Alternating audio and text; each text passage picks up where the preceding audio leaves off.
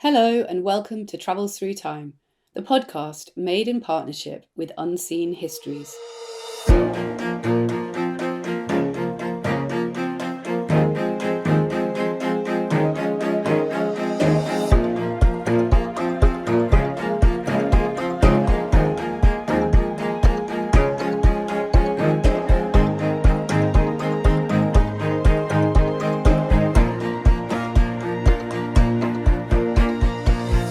Hi, it's Violet, and this week we're visiting London at one of the most dramatic and dangerous moments in its history.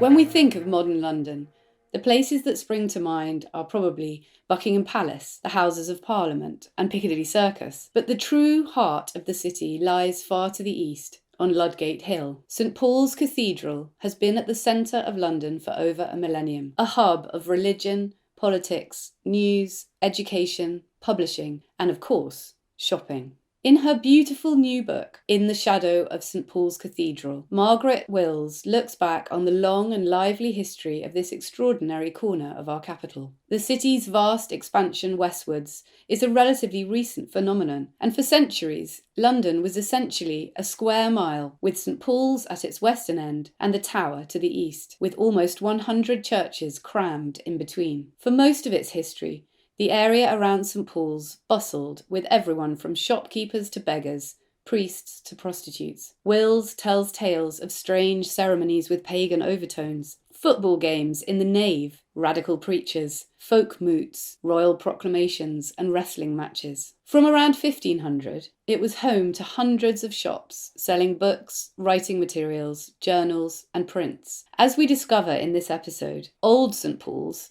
as it came to be known, was a major casualty of the Great Fire that destroyed most of the city in 1666, paving the way for Christopher Wren's redevelopment and the magnificent building we know today. Margaret Willes, formerly publisher at the National Trust, is author of several books. She lives in London. I had a chat with her the other day. Welcome to Travels Through Time, Margaret. Thank you. I'm very excited today because we are here in person in this beautiful building in Bedford Square, and it's the first time for over 2 years which I've done an in-person interview. So this is a really big day for me and for our producer Maria, who's sitting beside us. And it's very fitting that we are here in this part of London, in Bloomsbury, which is now the centre of the book trade, because today we're going to be visiting St Paul's, and in particular the churchyard, which used to be the great centre of the book trade, and Bloomsbury sort of took over, didn't it? It did indeed, from yes. St Paul's. Absolutely, yes. So it's very fitting that we're here. And before we start to talk about your year and to get into our time machine, I wanted to ask you about your own relationship with St Paul's Cathedral and why you decided to write this book. Well, I am, I suppose, a Londoner. I was born in Essex, which was Essex at the time, but very close to London. And I've always felt an affinity with London.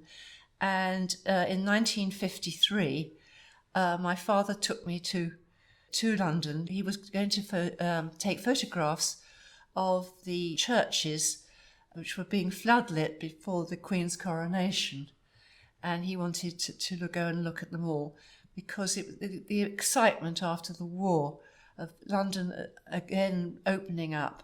So we must have got out at St Paul's underground station and come up. And I remember going through the churchyard and being very not impressed by it, but almost sort of spooked by it, because it was a total ruin. There was a wind going through all the ruins and all the weeds, the tumbleweed, spinning round, and I felt I could almost hear the people who lived in the churchyard and populated it. And I then went into publishing when I was after university, and have been in publishing ever since, book publishing, first of all as an editor and a publisher, and now as an author. So it fascinated me that this was indeed the centre of the book trade. And I've always wanted to write about it, and so I have. Can you describe the area around, because lots of our listeners probably, and actually myself included, I'm not very familiar with St Paul's and the area around it. So can you describe what it means? Well, it's basically almost shaped like a rugby ball or an oval, in a shape around the cathedral. The cathedral in the Middle Ages was absolutely huge. St Paul's, which was rebuilt after the fire, is not quite as big, although pretty large. And the area around the houses really formed a sort of an oval round it. And then there were the streets behind. So the churchyard was within that oval. And then the streets beyond were quite narrow streets, as indeed many of them in London were, because it also formed the hinge for London. It was the hinge between the city, Cheapside, Guildhall, the Corporation of London, the financial district, and the West End, which gradually grew and grew and grew. It was on the route between the two. You go through the churchyard from Cheapside and then down Ludgate Hill to Fleet Street and Westminster beyond there. So it's a sort of central point. And obviously it was quite a large area of open space. I say that advisedly. And then behind it were these much smaller streets, some of which you can still see. I mean, Carter Lane, which is to the south of the churchyard. If you walk down Carter Lane or on to the east, Bow Lane and Watling Street, you get the feel of what those streets must have been like. But the churchyard itself was quite open, and unusually so, because medieval and then London right through, packed with buildings. And of course, St Paul's was right in the centre of London for most of the history of the city. I mean, obviously now it's kind of to one end of London. Yes, that's right, yes. I call it a hinge, but which may be an odd term to use. Somebody else in their book described it as the heart of London. And can you take us right back into the distant past and just talk about the foundation of the church? When was it founded? I know that there was some talk about whether it was, as so often with cathedrals, it was built on the site of a Roman temple. Tell us about that. Well, basically London, can't tell now, but London, well, north of the Thames, consisted of two pieces of higher ground, one at Cornhill and the other Ludgate Hill. St Paul's was built on the westerly one, which is Ludgate Hill. And of course, as you say, people immediately thought possibly that it was on the site of a Roman temple. And there is talk of it being the Temple of Diana, but nothing has been found. I think that if you were to think about just north of St Paul's is Smithfield, which I always assumed was to do with blacksmiths, but actually means smooth field. I think it was an area which was relatively flat. They were able to build easily on it. So in the year 604, the Anglo-Saxons built the first church on that site. There is some question of whether there had been something earlier somewhere else, but nobody knows. So Anglo-Saxon England full of these things. At least 3 churches on that site in timber with a bit of stone later, but they all burnt down in Norman times. A huge cathedral was built by William II, one of his ministers, absolutely enormous. And not only is it on high ground, but it also, in the end, had a spire which rose hundreds of feet. So it must have dominated the city in an absolutely extraordinary way. Talk about muscular Christianity. And so London was already by that point a capital, perhaps not the capital, but a capital? When it was first built in the 600, there were capitals of the different kingdoms, and then Winchester became the capital, and then it was transferred to London. London became more and more prosperous as a port, an important trading centre. And that, because I thought that was really interesting, I hadn't sort of ever realised that, but reading your book, the realisation that the city of London, what we now call the city, where the financial centre, that was always a financial centre, and that's the reason that it grew and became so wealthy and important, was because of trade and because of money, basically. I didn't realise that. Absolutely, yeah. And quite easy access down the Thames, although in some ways too easy, because Vikings were able to come down the Thames, and then much later the Dutch came down the Thames. But yes, it was like a highway, and Winchester would not have been in the same position. And one thing I wanted to ask you about, which I found surprising, was the number of churches. So you mentioned just briefly there that there were 3 other churches, all very close around St Paul's. Yes. Can you talk about that? Was that normal? It seems very strange if you go out into the countryside today and each village will have its own church, but they're sort of spread out, wherever the villages are. Was that a normal thing? Why did that happen? That's an interesting question.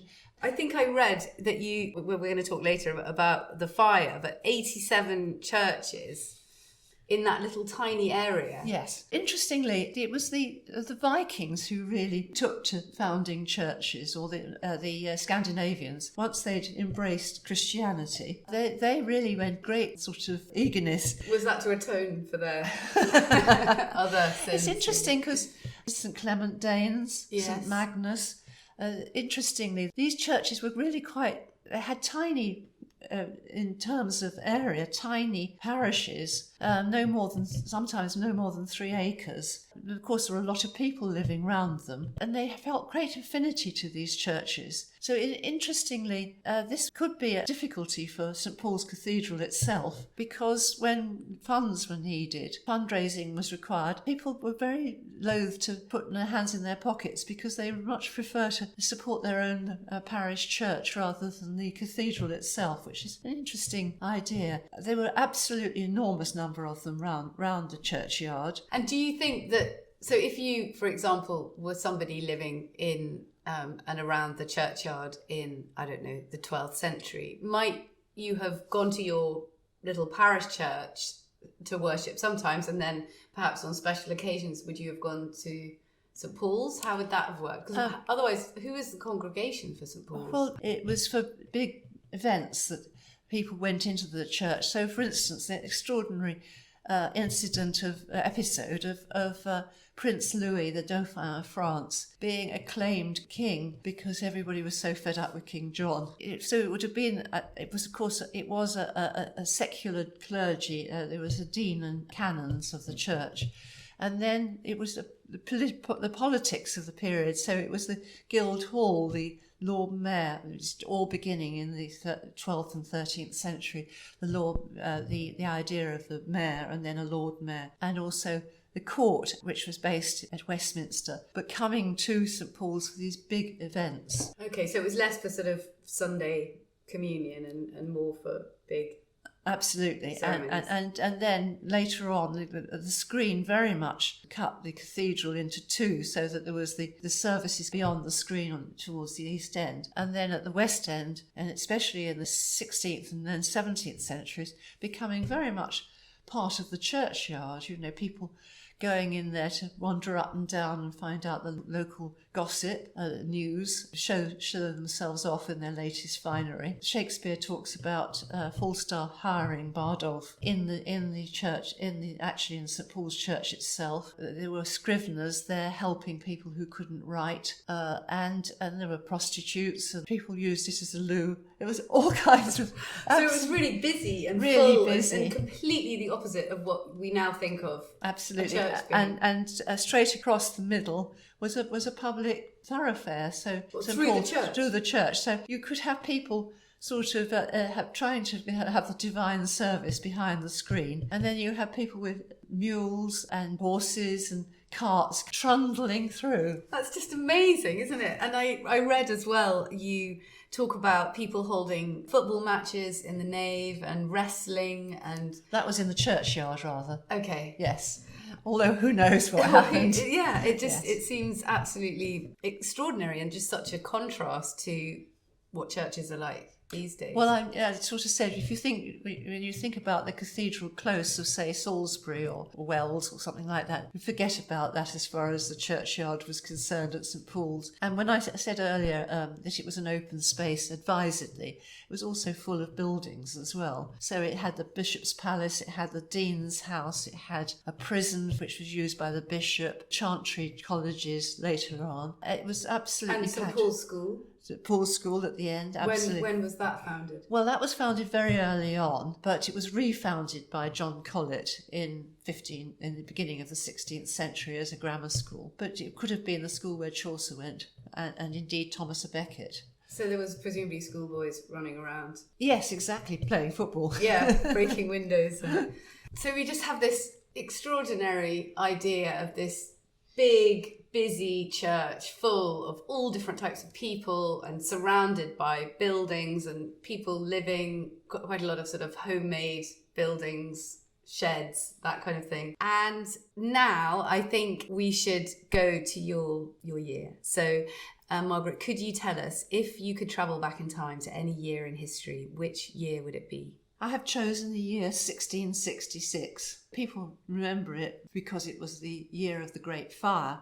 We've been describing very much the medieval cathedral up till now, but in 1666 the cathedral burnt down and it was a new era, a new scene. It doesn't stop it being a very busy area, but not quite as chaotic as it was before. Before we go to your first scene, can you just tell us a little bit about what was happening in London in the lead up to the fire and what was the situation with the cathedral? Because I know that there were literally on the eve of the fire, there was a lot of discussion about the redevelopment of that area, wasn't there? There was problems with it and it needed attention. Well, yes, the cathedral was becoming dilapidated. It was very old. It's very big, and as I mentioned earlier, there were problems with fundraising. In 1561, the huge spire on the central tower was struck by lightning and burnt down, so that was just a truncated tower, and there were attempts made to do something about this. Elizabeth I got very cross with people because although she was never very generous, open-handed herself, she did give some money to try and repair the tower and possibly rebuild the spire, but other people didn't follow suit, and so it carried on like this. And there were attempts, Archbishop Laud, who was Bishop of London and then Archbishop, to try and do something about it in the early 17th century, but unfortunately he got Inigo Jones to try and do some repairs. But Charles I was very keen on the idea of making a very grand west entrance rather than perhaps putting his money where it should have been, which was in the tower itself. So in 1660, when Charles II returned and became king at the Restoration, it was realised that something had to be done. So a commission was formed, including architects and prominent people. There were three architects, one of whom was Sir Christopher Wren, who wasn't Sir Christopher then, was Christopher Wren, young mathematician, brilliant mathematician, and Sir Roger Pratt and Hugh May. And the commissioners included John Evelyn, the diarist. And they were beginning to think, what do we do?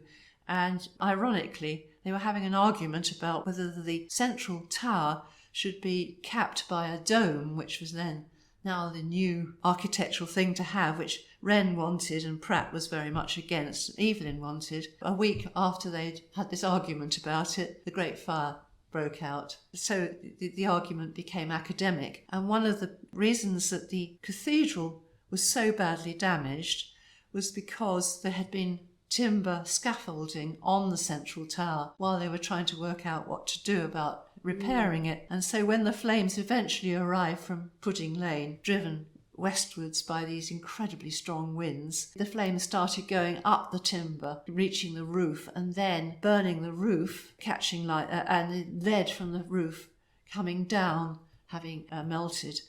And the church was packed with paper because this was the centre of the book trade. And the booksellers who lived round put their books and their paper for books in St Faith's Chapel, which was their chapel in the cathedral, and it went up like a huge bonfire. But I suppose we'll talk about this later, but in some ways it enabled much more redevelopment, didn't it? I mean, not that it was a silver lining, but it was obviously it was an appalling destruction. Well, I think now we should go to your first scene, and we're going to, I believe, go shopping in the company of one of the greatest diarists and, well, probably the greatest Englishman that's ever lived. I don't know. Interesting. Samuel Pepys? Well, he was certainly interesting. He was interesting. Yes, he was. A man of many parts. A man of many parts, exactly. So can you take us to our first scene, please? Yes, so we're talking about January 1666. On the 8th of January, the shops are at last opening following the Great Plague, the pandemic. It died down as a result of cold weather, the opposite of the current COVID pandemic. Can you tell us a bit about how the pandemic affected? So obviously we're going through our own pandemic. What was their version of lockdown like? How did it affect life? Well, there had been a whole series of epidemics. This one was the bubonic plague. Sometimes it was pneumonic plague, sometimes it was bubonic plague. It hit in 1665, probably came from the Dutch. Blame the Dutch for everything. And it took hold of London very, very quickly. And because it was that kind of disease, it hit people who lived close to each other. So the city was particularly, and the poor parts of the city were particularly hit. And also the heat made it worse. John Evelyn, for instance, he managed to get his family off down to the country, as indeed did Samuel Pepys. But they then stayed in London and they noted all this what was going on, what life was like. A lot of the physicians fled. Charles II insisted on some of them coming back. I'm not sure that they did. One of the things that Evelyn noted in his diary for the 7th of September 1665 was there perishing near 10,000 poor creatures weekly. I went all along the city and suburbs from Kent Street, which I guess is actually Deptford or... That was where he lived? Yes, yeah. To St James's, a dismal passage and dangerous to see so many coffins exposed in the streets, now thin of people, the shops shut up, and all in mournful silence, not knowing whose turn might be next. So it does really interesting how it does have those those echoes for now. One of the things about St Paul's Churchyard is that it's changed in very much in the last couple of years. I mean, I'm lucky to have been able to walk around London and to go, and it was very, very quiet. You know, it's sort of uncannily so. Yeah. And people had lockdown, a rather horrific lockdown in 1665, which was people, you know, they just nailed up the houses of people where there was the plague and just left them to try and survive if they could, which is horrific. Pepys thought this was absolutely inhumane. And also, if they had a funeral, there were only 6 people allowed at the funeral. Really? So it's really fascinating how these things are redolent, you know. Yeah. And do we know how people accessed food and that kind of thing? Well, people did manage to sort of try and get food to people, and there's a famous painting which when I was a child, in Our Island Story, of people handing their baby, having removed its clothes, because they did realise that clothes could carry the plague, which because of fleas, out of a window, to people who were below, who took it in because they wanted the baby to survive. And I think Pepys actually mentions that in his diary. So people would have got the food up to these people. Right. What a thought, handing your baby out. My goodness. Yeah, we have suffered in the last couple of years, but I think in comparison to previous pandemics. Well, we know how we really got the vaccine. Exactly. Which is a different. Yeah, and hospitals and NHS, and so many people at the time trying to work out what it was, whether it was carried. A Jesuit, Paul Kircher, who lived in Rome, he who was visited by Evelyn, he had worked out it was microbes, but not many people took very much notice. No, believed him. Probably. No, Pepys knew Kircher's work as well, interestingly. But other people thought it was bad air, miasma, bad water, or the wrath of God. Yes, absolutely. Chestnut. yes. So Pepys visited a draper's shop in Paternoster Row and bought himself some fabric for clothes, and he was looking for fabrics to furnish the rooms of his wife Elizabeth. So he says, "Up and my wife and I by coach to Bennett's in Paternoster Row, few shops there being yet open, and there bought velvet for a coat and camelot for a cloak for myself, and thence to a place to look over some fine counterfeit damasks to hang my wife's closet, and pitched upon one, and so by coach home again, I calling at the Exchange, and so home to dinner. After supper, and considering the uselessness of laying out so much money upon my wife's closet, but only the chamber, to bed. So he didn't stint on his own clothes. Camelot is a strong waterproof cloth, originally of camel's hair, and it probably in this case was mixture of goat and wool. And Pepys had visited Paternoster Row in the past. In his diary, he described several visits to Paternoster Row, which was full of drapers' shops. And that's just near St Paul's, It's right, yes, it's right just to the north of St Paul's churchyard. And in 1663 he recorded buying a new petticoat of striped silk for Elizabeth, and one of his relatives by marriage was Sir William Turner, who was a leading member of the wealthy Mercers Company, probably the wealthiest of all the city companies, and he went to his shop quite a lot as well. So there were drapers and there were booksellers in the churchyard and in the streets around. And it was a real, was it, I'm imagining Oxford Street? It was high end. It was Knightsbridge, really. Right, okay. Cheapside, probably, yes, Cheapside was very, very high end. It was where the goldsmiths were and the drapers and jewellers. And then right next to it was St Paul's churchyard, and as I said, going like a hinge, going down into Fleet Street, a cross between Bond Street, Oxford Street, yes. Okay. And do we have any idea what these shops would have been like inside? Were they big? Would they have had different floors? Were they sort of like little department stores, or is that too much of a leap? No. I was talking to somebody about how the printer Weekender Word, who was the first printer to set up in East End as opposed to Westminster Abbey, and he set up a shop in 1500 at the sign of the Sun in Fleet Street, and his shop was 32 feet across. And this person said to me, "Oh, I can't believe that somebody could have possibly fitted everything in there." Well, actually, it was twice as wide as most shops. So they're narrow, and they go a long way back, and they are several floors. So they would have used the cellar probably for store. They used the ground floor either as a shop or as a workshop, like a printing press. And then there were floors above for the family and apprentices, etc. So they're narrow and high. And some of the ones that were actually in the churchyard were literally in between the buttresses, so they would have been almost like market stalls, wouldn't they? Yes, they were kind of a bit like, yes, I think they're a bit more than that actually. I think they were probably more like the ones at the Christmas markets, for example, which are like little. Yes. They are proper structures that could protect against the weather. Yeah, although they had chimneys. And people lived in them as well. So if you go to Brussels now, you can go to St Nicholas Church in Brussels, which is right in the centre, and there are still shops round. Oh, really? Yeah. The one that I do describe in quite a lot of detail in the book is when John Day, who was a Protestant printer, bookseller, he wanted to have a temporary stall because he was desperate to get into the churchyard because that was a real centre. That would have been almost like a prefab. But the ones between the buttresses were slightly more like a very elaborate beach hut, only much more elaborate. Okay. They had 2 floors and that kind of thing. Yeah.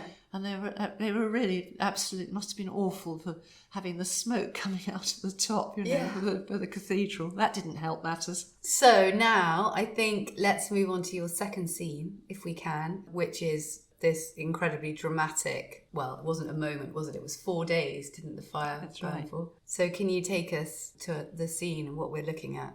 So when Pepys and Elizabeth went to Bennett's in January 1666, they thought that the worst was over as far as the shops of the churchyard were concerned, but little did they know what was in store. So on the 2nd of September of that year, Pepys's maid rose early to prepare the Sabbath dinner, and she woke Pepys to tell him a fire had broken out in a bakery in Pudding Lane. Well, Pudding Lane is by London Bridge, so we're much further over to the east, although nothing in London is very far because of the square mile. And what seemed to be at first a small fire took hold of very strong winds and spread fast, and Pepys realised that there was something wrong, and so he went out into the street, and he went straight to the king You said earlier, what an extraordinary man he was, and the idea that Pepys was able to just walk to Whitehall and say, "I want to see Charles II," because he worked with James, Duke of York,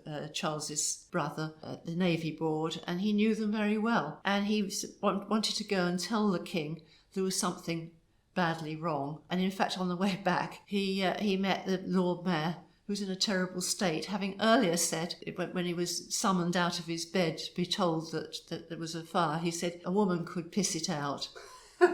Famous last words. Yes, he came to regret these words. By this time, he was a complete state. Pepys describes him as being like a woman fainting rather than pissing out a fire, and saying, "What can I do? What can I do? Nobody will take any notice of me. I tell people to pull down their houses and they won't." And did they have any kind of? I mean, there was no fire brigade, was there? No. Was there any kind of? So the king was the key, really. Although actually he couldn't do very much, but he did his best. So they did have fire engines. So what did the king do? Well, so the king, in the end, realising how bad it was, he got his soldiers to blow up houses. To create a break, yes. Luckily, London Bridge already had a fire break because of an earlier fire, so it didn't spread across the river to Southwark. And then also James, Duke of York, did actually blow up the houses to the west of the Tower of London, which is why St Olave's was saved, where Pepys lived. But it was huge, the result, the destruction. So on the 7th of September, the fire was quenched, basically. And Pepys climbed up from Paul's Wharf on the Thames up to St Paul's Churchyard. And he wrote in his diary, "and saw all the town burned, and the miserable sight of Paul's Church," which was the cathedral, "with all the roofs fallen, and the body of the choir fallen into St Faith's, Paul's School also, Ludgate, Fleet Street, my father's house, and the church," that's St Bride's Church, "and a good part of the temple the like." And Pepys was born in 1633 in a house in Salisbury Square, just off Fleet Street, and had spent much of his childhood in the shadow of the cathedral, including attending St Paul's School at one stage. And his account of the Great Fire, therefore, carries particular poignancy because it was a whole of his childhood gone. His life had gone. And London had experienced many fires over the centuries, with most of the houses built of timber and lath and thatch. But the 1666 fire was so devastating because of the very, very strong winds that fanned the flames. An idea of how strong the winds were, burnt papers from the booksellers were picked up in Windsor. Yeah, that's extraordinary, isn't it? And so nearly 400 acres had been burned within the city walls, a further 63 beyond in the west across the Fleet River, 87 churches, 44 livery halls, and 13,200 houses. And how many people died? Well, they say comparatively few, but of course the figures are suspect. There's a rather touching description of a schoolboy, a Westminster schoolboy called William Taswell, going to the churchyard, finding the body of a woman and of a dog, and he was horrified. So, and of course the woman probably could have been very poor. So no mention, a vagrant, yes, and no mention, no record of her. No, and as you said, the churchyard in that area was full of people living who probably weren't necessarily. That's right. A lot of people did actually, sleep out rough. So we don't really know. So comparatively few. A lot of people did get out. I mean, after all, they were given plenty of notice. The Thames was absolutely packed with people with their goods trying to get away. John Evelyn describes the river, and Pepys both describe the river with all these people with all their household belongings. And they themselves sent their families to the countryside. A lot of people camped out in moorfields. Right. And luckily it wasn't too cold. It was September, so it was not too cold. But it was pretty devastating. Yeah, horrific. Hi there, it's Peter here. UnseenHistories.com is now 3 months old, and already it is packed full of enticing, illuminating, and excellently presented historical material. If you give the site a visit today, you'll see many beautifully illustrated excerpts of books that we've featured on Travels Through Time. There's excerpts from Malcolm Gaskell's Ruin of All Witches, Nigel Pickford's Samuel Pepys and the Strange Wrecking of the Gloucester, and Gary Shaw's Egyptian Mythology, along with many others as well. For those of you who like maps, you might want to check out the utterly compelling series of pieces on the Battle of Fredericksburg in 1862. That was a crucial moment in the American Civil War, along with a range of fabulously colorized images from Jordan Lloyd. It really is history for our times. unseenhistories.com.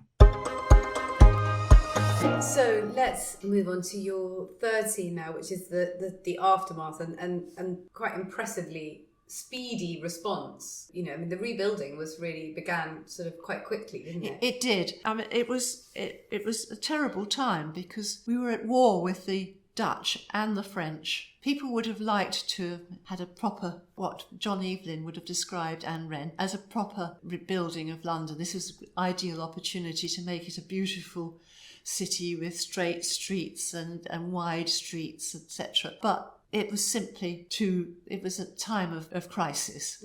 So plans to have proper planning were rejected. Both Evelyn and Wren both submitted within days plans for rebuilding, very much built sort of with the St Paul's Cathedral and the area around it being a central theme. But it was decided that people should just rebuild their houses around the churchyard and go back to their houses as soon as possible and get the economy going. The only thing that was, there were regulations, so they were trying to build not in half-timbered houses, but in brick and stone and with tiled roofs. So that the houses would not be burned down the same way, and that there was regulations about the size of the houses. So the tallest ones on the main streets, and then smaller ones in the streets behind. And it was remarkable how quickly people did get back. So one bookseller called James Allistry, I mean, it was devastating for the booksellers of the churchyard. They lost their stock. They also lost their intellectual property. So they decamped. It was amazing how very practical they were. They decamped further north, not very far north, to Smithfield, to Little Britain, which had already become a centre for the book trade already. So they decamped up there, and James Allistry, for instance, went there. And then he died in 1670. By that time, he'd moved back into the churchyard, and the inventory shows that his shop was quite a considerable one, several floors. So they got that very quick. They caught up as fast as they could. Wren was horrified because he really wanted a sort of surroundings for when he started rebuilding the cathedral. But it was all hands to the brickwork. Yeah, and Wren's plan for St Paul's was the one that was eventually chosen. Yes. Yes, but that took a long time, didn't it? So yes, absolutely. So it was a building site. As they argued about what kind of cathedral they were going to have, whether it should be a Greek cross, whether it should be cruciform, what style it should be. Yeah, there was one plan which people thought looked too much like a pagan temple. Absolutely, yes. And in fact, you can see that if you go to St Paul's Cathedral now and go up to the Triforium, the great model is up there, and it's huge. I mean, people could walk inside it. And it does look quite like a pagan temple. Wren in the end was reduced to tears with frustration by people arguing the whole time, anything by committee. And in the end, Charles II just said, yeah, you've got a warrant, just go ahead and change things as you wish, which Wren took as a sort of a nod and a wink to just adapt it. Yeah. And one of the big things was the dome, as usual. The sea coal, which rendered everything blackened everything, paid for the rebuilding of St Paul's and then of the parish churches. And when did it get cleared out and, emptied so that it is the way it is today? Wren made sure that it was determined that he should not be filled with all these sheds and everything else, detritus. But at first, it became a source of absolute fascination for people. People came in droves to see what had happened immediately after the Great Fire. To sort of visit the site. And so Pepys went there in November of the year, so 2 months later, and he wrote in his diary, this is on the 12th of November, how he went to view the corpse of a medieval bishop, Robert Braybrook. And he wrote in his diary, "In his tomb, out of the great church, into St. Faith's," which is in the cathedral crypt, "this late fire, and is here seen his skeleton with the flesh on, but all rough and dry, like a spongy dry leather or touchwood, all upon his bones. A great man in his time, and Lord Chancellor, and now exposed to be handled and derided by some, though admired for its duration by others, many flocking to see it." Rather ironically, it was Braybrook at one stage who tried to stop people shooting at birds and playing football in the churchyard. I hope he was reburied with all due ceremony. I think he was, yes. So Pepys was a Fellow of the Royal Society, which had received its first charter from Charles II in 1662, and its full name was the Royal Society of London for the Promotion of Natural Knowledge, and the members wished to gain that knowledge through practical experimentation. So Pepys merely showed curiosity when observing Bishop Braybrook, but two fellow members carried the concept rather further. And John Aubrey, in his Brief Lives, has a biographical sketch of John Colet, the Dean of St Paul's, in the early 16th century and refounder of St Paul's School. His coffin had also been revealed by the fire. So Aubrey wrote, "After the conflagration, his monument being broken, somebody made a little hole towards the upper edge of his coffin, which was closed like the coffin of a pie, and was full of liquor, which conserved the body. Mr. Wilde and Ralph Greatorex tasted it, and 'twas a kind of insipid taste, something of an ironish taste. The coffin was of lead, and laid in the wall about 2.5 feet above the surface of the floor. This was a strange, rare way of conserving a corpse. Perhaps it was a pickle. As for beef, whose saltness in so many years the lead might sweeten and render insipid, the body fled to the probe of a stick when they'd thrust into a chink like bold brawn." So Mr. Wilde was Edmund Wilde, a wealthy amateur, inventor and horticultural innovator who had often helped the scientist Robert Hooke with his experiments at the Royal Society. And Greatorex was a skilled scientific instrument maker who attended many meetings of the Society, although he never became a fellow, possibly because he was a craftsman rather than a gentleman. And did they survive this? Yes, both men appear to have survived this extraordinary and potentially hazardous experiment. What a strange thing to do with the liquid in a coffin. I know, and you think of it, lead as well. Yeah, exactly. Although they wouldn't have perhaps realised how dangerous lead was. I mean, people used to use it for cosmetics as well. Yeah, they did. Elizabeth I was covered in lead. Yes, that's right. What a cocktail. And I also found it fascinating that when Wren, when they actually began the clearing up and the removal of the old church, what was left of it, before they could start rebuilding the new church, that they found lots of antiquities and Roman. Can you tell us what did they find? Yes, indeed. Wren is really a sort of interesting man. He's very much a man of our time as well, really. And of course, he was also a fellow of the Royal Society, and architecture was really his second career.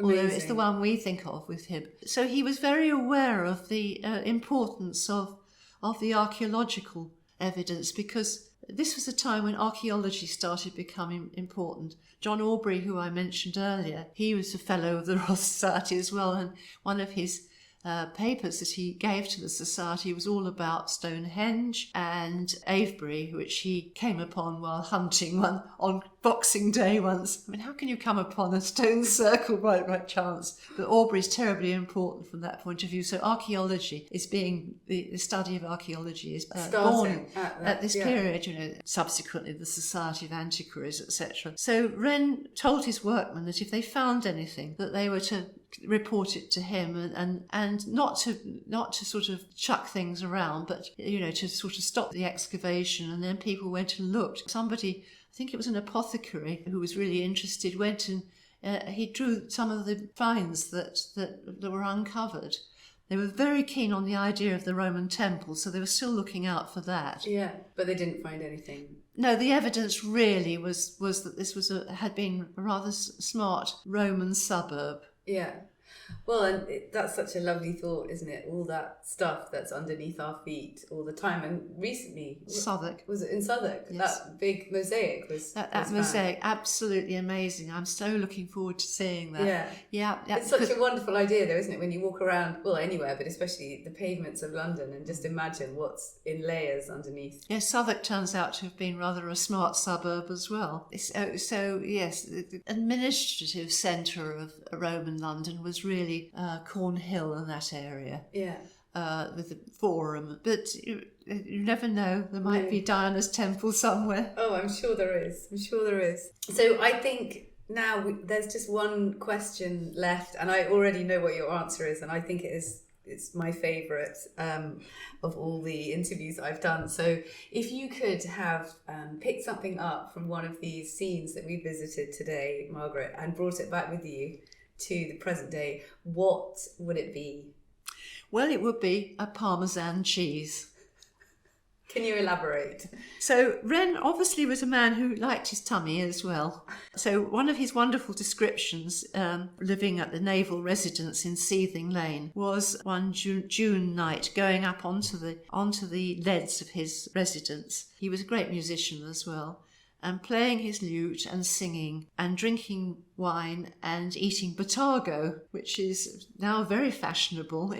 I've just been to Rome and I had botargo on my mozzarella because that's mullet roe. So he obviously liked these exotic foods. So the Parmesan cheese would have also come from Italy and would have been very much a prized possession. It must have been jolly expensive. So he was really worried about the fire coming towards Seething Lane, which is where he lived. So on the 4th of September, he dug a hole in the garden in Seething Lane and buried his wine along with the Parmesan cheese. And that was it? And then in the event, Seething Lane survived the fire thanks to James, Duke of York, having blown up. We always think of James as being rather hopeless, but actually he was rather effective. Yes, effective at this kind of thing. He did manage to save that area. So Pepys returned and dug up the precious cheese, and I hope he enjoyed it along with his wine. I love that was what he, that eternal question, what would you save if you had? And for him, that's a wheel of Parmesan cheese and some wine. I think that's probably a very sensible choice. And anyone that's been watching this wonderful series called Stanley Tucci Searching for Italy, I don't know if you've been seeing that. Anyone who's been watching that recently will understand about the Parmesan cheese, because there was an episode where they went to a place where they make these cheeses, and fascinating. This has been such a lovely, joyful episode. Thank you so much, Margaret. It was a pleasure. I enjoyed it too. Thank you very much. That was me, Violet Moller, talking to Margaret Willes about her latest book, In the Shadow of St Paul's Cathedral, which was published last week. For more information and some interesting images, please visit our website, tttpodcast.com, where you can also see our full back catalogue of episodes. Thanks so much for listening. Until next time, goodbye.